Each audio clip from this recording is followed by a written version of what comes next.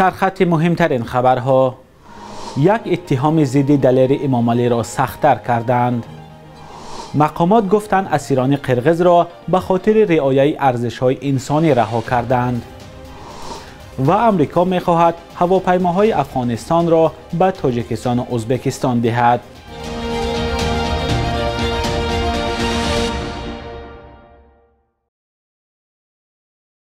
درود بیننده عزیز، برنامه نوید بامدادی است با آخرین خبرهای تاجیکستان و جهان. امروز 21 سپتامبر است. برنامه را با یک خبری خوش آغاز میکنیم. نورالله علیف، ورزشکار شناخته تاجیک، در نماد محاربه‌های آمیخته رقیبش را شکست داد و اولین تاجیک شد که با تشکیلات معروف UFC شرطنامه بست. رقابت نورالله علیف و رزمکار آمریکایی جاش ویکیدر در تشکیلات دانک وایت کانتندر سریز در ورزشگاه UFC اپکس لاس وگاس آمریکا برگزار شد. محاربه به وقت دوشنبه ساعت 5 صبح برگزار شد. علیف در دور اول رقیبش را به نکاوت فرستاد. بعد این غلبه نورالله علیف با تشکیلات UFC برای 4 محاربه شرطنامه امضا کرد. تا این دم یگان ورزشکار از تاجیکستان در این تشکیلات معروف در نمود محاربه‌های آمیخته شامل نشده بود. نورالله علیف در نمود محاربه‌های آمیخته 7 رقابت گذرانده، در همه آنها غلبه کرده است. تفتیش پرونده دلیر امام علی، روزنامه‌نگار بلاگری شناخته تاجیک، به انجام رسیده روزهای نزدیک به دادگاه فرستاده خواهد شد. مرکز مستقل حفظ حقوق انسان خبر داد که روز 15 سپتامبر مسئولان دادستانی ناحیه شاه منصور هر دو وکیل دفاع دلیر امام علی را دعوت کرده درباره انجام تفتیش پرونده خبر دادند. مقامات به دلیر امام علی و وکیلان دفاعش گفتند که یک اتهام علیه روزنامه‌نگار سخت‌تر شده است. در آغاز بازداشت دادستانی علیه دلیر امام علی بر اساس قسم 1 ماده 259 کدکس جنایی یا صاحبکاری غیرقانونی پرونده باز کرده بود. حالا مقامات گفتند مبلغی از حساب صاحبکاری غیرقانونی به دست آورده بلاگر اساس می شود که پرونده او را از قسم 1 به قسم 2 ماده 259 عوض کنند. مجازات قسم 2 ماده 259 کدکس جنایی وزنین‌تر است. مقامات تا حال نگفتند که دلیر امام علی از حساب گزارش‌هایش در یوتیوب چقدر مبلغ به دست آورده است. پرونده بلاگر مهر مخفی دارد و وکیلان دفاع هم حاضر نیستند درباره جزئیات آن صحبت کنند. بینندگان عزیز، لطفاً به یک آگهی توجه کنید. بیننده گرامی، ساعت پخش برنامه‌های تلویزیونی رادیو آزادی از روز 1 اکتبر تغییر می‌یابد.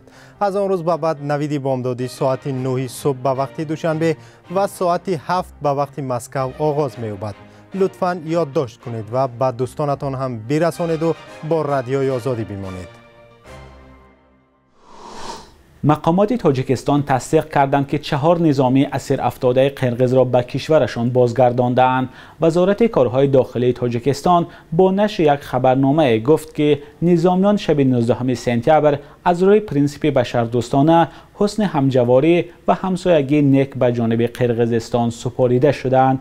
شام 19 سپتامبر قمچیبک تاشیف بعد از گفت و شنید با همتای تاجیکش سیمومن یتیموف گفت که تاجیکستان 4 سرباز آن کشور را از اسارت رها کرد. او افزوده است یکی از سربازان زخمی بوده، وضع 3 نفر دیگر قناعت بخش است ولی آنها را به بیمارستان برده و معاینه میکنند. در خبرنامه وزارت کارهای داخلی تاجیکستان آمده است نظامیان قرغزستان ضمن مناقشه های مسلحانه در حدود مرز دولتی تاجیکستان دستگیر شده بودند. روزهای 14 و 17 سپتامبر در مرز تاجیکستان و قرغزستان درگیری سر زد و از هر دو طرف 10 کشته و زخمی بر جای گذاشت. دوشنبه و بیشکک همدیگر را در سر زدن این مناقشه خونین عیبدار کردند. موضوع بعدی ما هم درباره نزاع اخیر در مرز است. بعد درگیری در مرز چندی از سامانه‌های خبری و کاربران فعال فیسبوک از تاجیکستان مورد حمله‌های هکری و یا سایبری قرار گرفتند. کارشناسان عرصه فناوری میگویند که حمله‌ها در چارچوب جنگ سایبری صورت گرفتند و در بخش قرغزستانی اینترنت دعوت‌ها برای خراب کردن سامانه‌های خبری تاجیکستانی نشر شدند. همکارانم امیر عیسایف و اسکندر فیروز در این باره گزارش می‌دهند.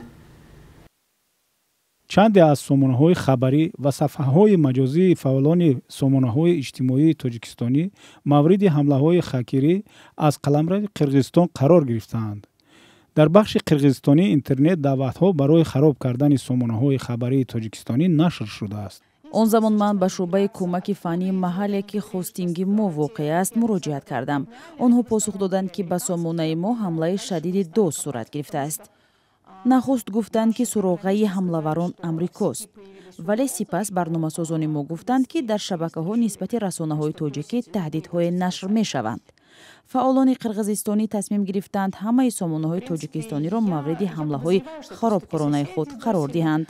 خورشید عطاالله سردبیر نشریه فرج و مؤسس خبرگزاری سود نیوز میگوید تلاش خرابکاری هنوز از روزهای اول تشنج وضع در مرز قرغیزستان و تاجیکستان مشاهده میشد. برای من چیزی از همه نگران کننده این همین عمل کردی ژورنالیست ترینرهایی که از قرغیزستان به ما تعلیم میدادند موقع همونها بود که اونها مثلا هم اخلاق ژورنالیستی، هم آداب ژورنالیستی و هم قانون‌های جاری ژورنالیستی را به یک سو حواله کرده از روی احساس و از روی تحقیر و تهمت کار گرفتند.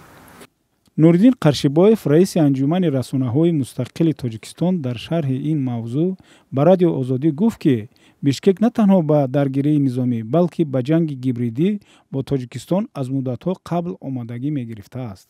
اصلا مورد تهاجم قرار دادن این یا آن ذخیره اطلاعاتی خواه دولتی دیگر خواه در یک کشور این جنایت است، کار غیر قانونی است. یعنی به نظام اطلاعاتی یک شخص واقعی یا شخص حقوقی وارد شده اون را تخریب کردن، مسدود کردن خلاف استانداردهای بین المللی است. ایالات متحده آمریکا تصمیم دارد در عوض کمک در مبارزه ضد تروریسم در افغانستان به تاجیکستان و ازبکستان قریب 50 چرخبال هواپیمای نظامی تقدیم کند. در این باره نشریه پالیتیکا با تکیه به منابع خود خبر می‌دهد. به اطلاع نشریه اینها هواپیما و چرخبال‌های مربوط به حکومت پیشین افغانستان هستند که بعد غصب کابل از سوی طالبان در ماه آگوست سال 2021 به ازبکستان و تاجیکستان آورده شدند.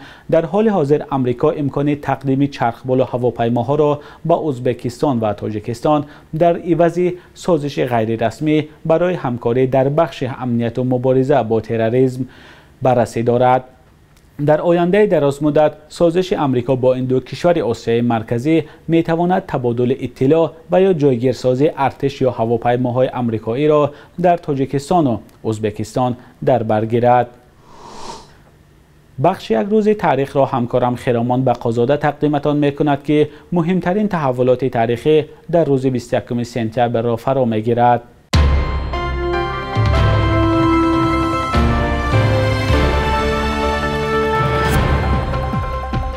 شب 21 به 22 سپتامبر سال 1991 در اوج رویارویی سخت سیاسی میان کمونیست‌ها و مخالفان آنها در تاجیکستان تازه استقلال در مرکز دوشنبه مقامات وقت به کندن هیکل پیشوای بلشویک‌ها ولادیمیر لنین اقدام کردند.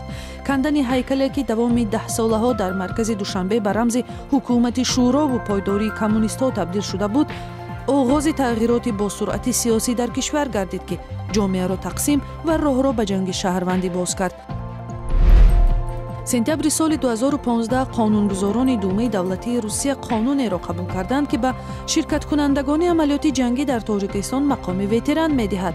این در حالی بود که روسیه رسما شرکتش در عملیات جنگی در تاجیکستان را هیچگاه اعتراف نکرده است و در یگان سند رسمی ذکر نمی‌کرد. آن زمان معلوم شد که 21,500 سرباز و افسر روس در جنگ شهروندی تاجیکستان از طرف حکومت شرکت کردند.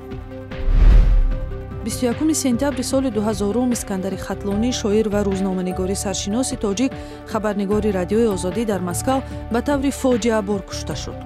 با گذشت 10 سالها عاملان کشتار او و سبب قتل خطلانی معلوم نشده است. خود او گویا با پیشبینی از مرگ نوجوان مردانه اش گفته بود خدایا بی وطن میمیرم آخر و بی گور و کفن میمیرم آخر، اگرچه وحدت جان و تنم هست پریشان جان و تن میمیرم آخر. اسکندر خطلانی را در زادگاه شهر کولاب به خاک سپردند. قرب روبل روسیه و هم دلار آمریکایی شبانه روز گذشته هم چندان تغییر نیافت. صبح امروز در بانک‌های تجارتی تاجیکستان 1000 روبل روسیه قریب به 166 سومان برابر است. 100 دلار آمریکایی باشد تا 1000 سومان عوض کرده می شود. قرب رسمی بانک ملی تاجیکستان برای امروز 21 سپتامبر چنین است.